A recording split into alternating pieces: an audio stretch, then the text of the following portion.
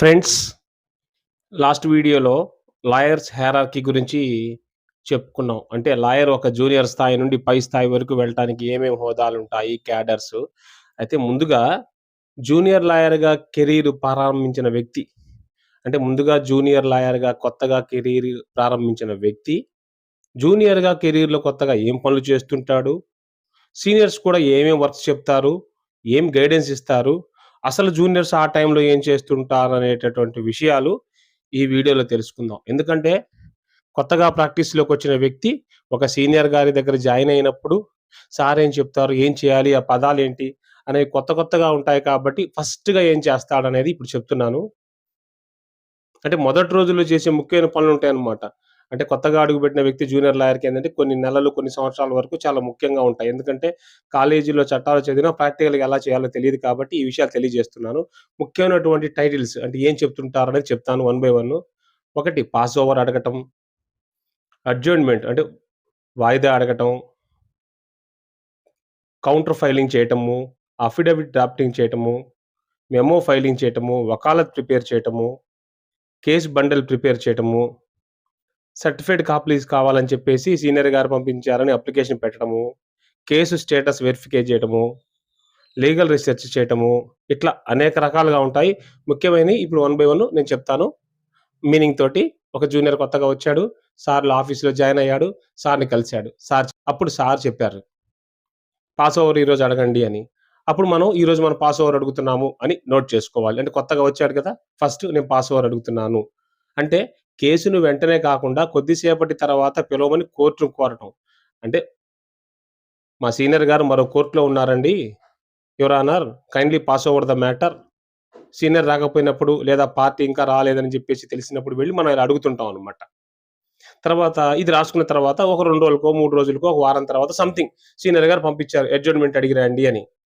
అంటే ఏంటి? కేసును మరో తేదీకి వాయిదా వేయమని అడగటం. అంటే కౌంటర్ సిద్ధంగా లేకపోవటం వలన.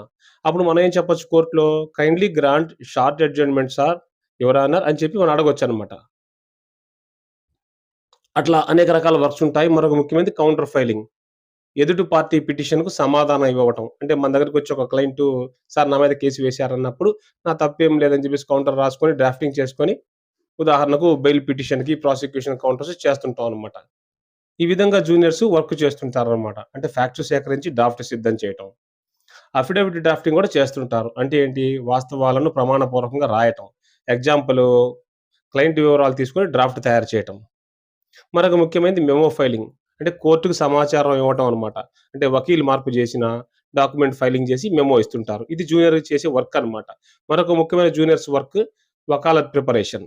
అంటే క్లయింట్ తరపున హాజరు కావడానికి అధికారం పొందటం అనమాట. ఇది జూనియర్ వర్క్ అనమాట. అంటే వకాలత్ వినిపించటం, సంతకాలు తీసుకోవటం వారి దగ్గర. ఎందుకంటే ఇది లేకుండా కేసులో హాజరు కాలేరు కాబట్టి. సీనియర్ గారు ఏం గైడెన్స్ ఇస్తారంటే, "ఈరోజు ఇట్లా వకాలత్ ఉంది మన దగ్గర ఒకటి ప్రిపేర్ చేశాను. నువ్వు వెళ్లి అక్కడ ఇచ్చేసి రాపో నేను వస్తానని" చెప్తారనమాట సారు. మరొక ముఖ్యమైనది కేస్ బండల్ ప్రిపరేషన్. ఇది జూనియర్స్‌కి ఉండేటటువంటి మరొక వర్క్. దీనికి కూడా విషయాలు తెలియనప్పుడు సీనియర్ గారు గైడెన్స్ ఇస్తుంటారనమాట. అంటే కేస్‌కు సంబంధించిన అన్ని డాక్యుమెంట్సు ఒక ఆర్డర్‌లో అమర్చటం. అంటే contents, plaint, return statement, evidence, orders ఇదంతా ఏందంటే జూనియర్ డ్యూటీ. కొత్తగా వచ్చినప్పుడు ఇవన్నీ తెలుసుకోవాల్సిన విషయాలు. ఈ ఫైల్ అంతా పూర్తి చేసి సీనియర్‌కి ఇవ్వడం అనమాట. Court diary writing. ఈరోజు కోర్ట్‌లో జరిగిన విషయాలేంటి అనేటటువంటిది అంటే వాయిదా తేదీ, తదుపరి స్టేజ్, తదుపరి కౌంటర్స్ ఇవన్నీ గూడా జూనియర్స్ రాసుకుంటారు. సందేహాలున్నప్పుడేంటంటే అది అడిగినప్పుడు సీనియర్ సలహా ఇస్తుంటారు. ఓకే. ఈరోజు మనదొక కేసుంది. కోర్ట్ డైరీలో రాసుకో. ఆ కేసు ట్రాక్ చేయడానికి ఈజీగా ఉంటుందని కూడా గైడెన్స్ ఇస్తుంటారనమాట. Certified copy application. ఇదేంటంటే కోర్ట్ ఆర్డర్ లేదా జడ్జిమెంట్ కాపీ పొందటం. ఇది జూనియర్స్ చేసే వర్క్ అనమాట. అంటే కాపీ అప్లికేషన్ పొందటం, వేయటం, కాపీ అప్లికేషన్ వేయటం. ఎప్పుడైతే అవసరం అవుతుందో అప్పుడు అప్పీల్ లేదా తదుపరి చర్యలకనమాట. Filing section follow up. Juniors, seniors guidance తోటి ఫైల్‌లో ఉన్న అభ్యంతరాలు తొలగించడానికి ఫైలింగ్ సెక్షన్‌కెళ్ళి ఫాలో అప్ చేస్తుంటారు. అంటే ఏంది స్టాంప్ సరిగ్గా అంటించలేదని, సంతకాలు సరిగ్గా లేవని చెప్పేసి జూనియరు ఇది డ్యూటీగా వర్క్ చేస్తూ ఆఫీస్‌తో కనెక్షన్ అయ్యుంటాడు. అంటే ఆఫీస్‌లో ఉన్నటువంటి అబ్జెక్షన్స్ క్లియర్ చేసుకుంటాడనమాట. తర్వాత మరొక ముఖ్యమైనటువంటిది కేసులో కేస్ స్టేటస్ వెరిఫికేషన్. అంటే కేసు స్టేటస్ తెలుసుకోవటం. అంటే ఏంటి జూనియర్ కొత్తగా వచ్చాడు కాబట్టి సీనియర్ గైడెన్స్ తోటి ఈ కోర్ట్స్‌లో ఎట్లా ఉంది? కోర్ట్ డైరీలో రాసుకున్నది. ఇట్లా జూనియర్ ఏంటంటే సీనియర్‌కి అప్డేట్ ఇవ్వడం చేస్తుంటాడు. అప్డేట్ చేసుకొని కేసు పరిస్థితి ఎంతవరకు వచ్చింది? ఏ రోజు ఏదుందనేది కూడా తెలియచేస్తుంటాడు. Witness coordination. దీనికి అర్థం ఏంటంటే, సాక్షులను కోర్టుకు తీసుకురావడం. జూనియర్ డ్యూటీ ఏంటి? సాక్షులకేంటి తేదీ చెప్తాడు. పలానా రోజు మీరు రావాలి అని. ఈ విషయాన్ని డౌట్స్ ఉన్నప్పుడు ఏంటంటే సీనియర్‌ని అడుగుతాడు. ఆయన గైడెన్స్ ఇస్తాడు. ఇగో పలానా వ్యక్తి పలానా ఊర్లో ఉన్నాడు. వాళ్ళు రావాలి. వాళ్ళకి కాల్ చేసి మాట్లాడు. నేను రమ్మన్నానని చెప్పు. సార్ ఓకే చేశారని చెప్పు అని కూడా గైడెన్స్ ఇస్తుంటారు. సాక్షి లేకుంటే కేస్ ఆలస్యమవుతుంది. మరొక ముఖ్యమైనటువంటి వర్క్ జూనియర్‌కి లీగల్ రిసర్చ్. అంటే చట్టాలు, తీర్పులు వెతకడం. ఎగ్జాంపుల్ సుప్రీం కోర్ట్ జడ్జిమెంట్‌లు ఇవన్నీ కూడా జూనియర్ డ్యూటీ కిందకొస్తాయి. అంటే సీనియర్‌కేందంటే సంబంధిత కేసుల జాబితా ఇవ్వడం అన్నమాట. మరొక ముఖ్యమైనది డ్రాఫ్టింగ్ అండ్ లీగల్ నోటీస్.